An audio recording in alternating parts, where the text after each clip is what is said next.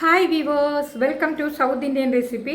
இன்றைக்கு இந்த வீடியோவில் மக்காச்சோளம் புட்டு எப்படி செய்யலாங்கிறத தான் பார்க்க போகிறோம். வாங்க. மக்காச்சோளம் மாவு புட்டு செய்கிறதுக்கு இன்றைக்கி 1/2 கிலோ மக்காச்சோளம் மாவு எடுத்துருக்கிறேன். ஃபஸ்ட்டில் இதை நம்ம நல்லா வறுத்து எடுத்துக்கலாம்.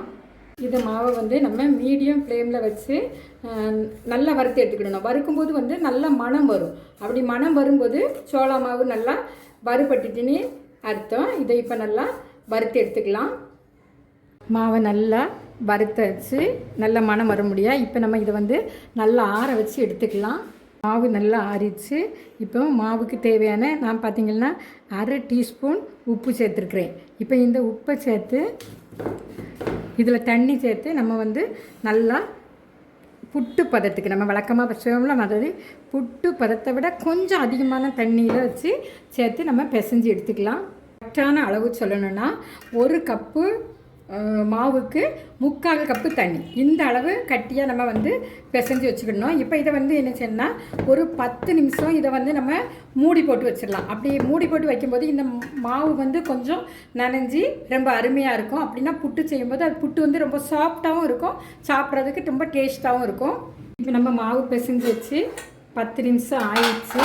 இப்போ இனி இதை நல்ல அருமையான பக்குவமாக வந்துடுச்சு. இந்த பக்குவத்தில் நம்ம செய்தால் தான் புட்டு நல்லா சாஃப்டாகவும் அருமையாகவும் இருக்கும். பாருங்கள், உதிரி உதிரியாக. இப்போ நம்ம இந்த மாவை இந்த புட்டுக்குள்ளெல்லாம் சேர்த்துக்கலாம். அதுக்கு முன்னால் பார்த்திங்கன்னா கொஞ்சமாக தேங்காய் போடணும்.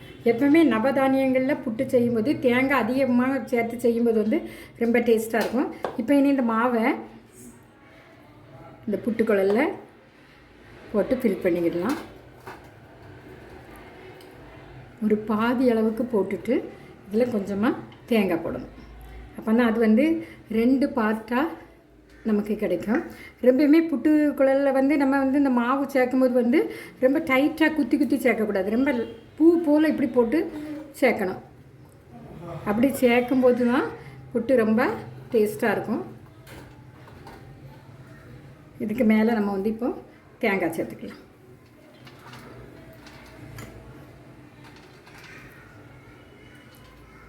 இப்போ நம்ம இதை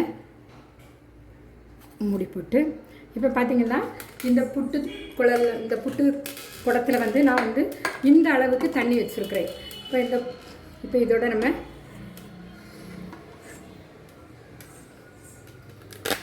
இதில் நம்ம இப்படி சேர்த்துக்கலாம். இப்போ நம்ம ஸ்டவ்வை எரிய விட்டுக்கலாம். வேகட்டும் புட்டு. பாருங்கள், இந்த புட்டு குழலுக்கு மேலே இப்படி ஆவி வந்துட்டாலே புட்டு வெந்திருச்சுன்னு அர்த்தம். இப்போ நம்ம இதை எடுத்துக்கலாம். இப்படி நம்ம இதை எடுத்து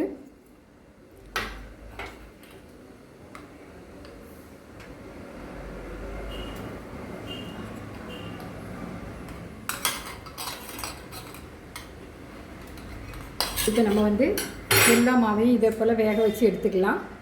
மக்காச்சோள புட்டு மாவு ரெடி ஆகிட்டு, இதே போல் நவதானியங்களில் வெள்ளைச்சோளா புட்டு மாவு, அப்புறம் கேப்ப மாவு, வரகு மாவு, கம்பம்பில்லு, அதே மாதிரி பார்த்திங்கன்னாக்கி குதிரைவாளி, இதிலெல்லாம் மாவுகள் சூப்பர் மார்க்கெட்டில் கிடைக்கும். அப்படி கிடைக்கிற நேரத்தில் நம்ம அதை வறுத்து இதே போல் செய்து பாருங்கள். ரொம்ப டேஸ்ட்டாக இருக்கும், ஹெல்த்தியானதும் கூட. இந்த வீடியோ உங்களுக்கு பிடிச்சிருந்துன்னா லைக் பண்ணுங்கள், ஷேர் பண்ணுங்கள், மறக்காமல் சப்ஸ்கிரைப் பண்ணுங்கள். தேங்க்யூ ஃபார் வாட்சிங் மை வீடியோஸ்.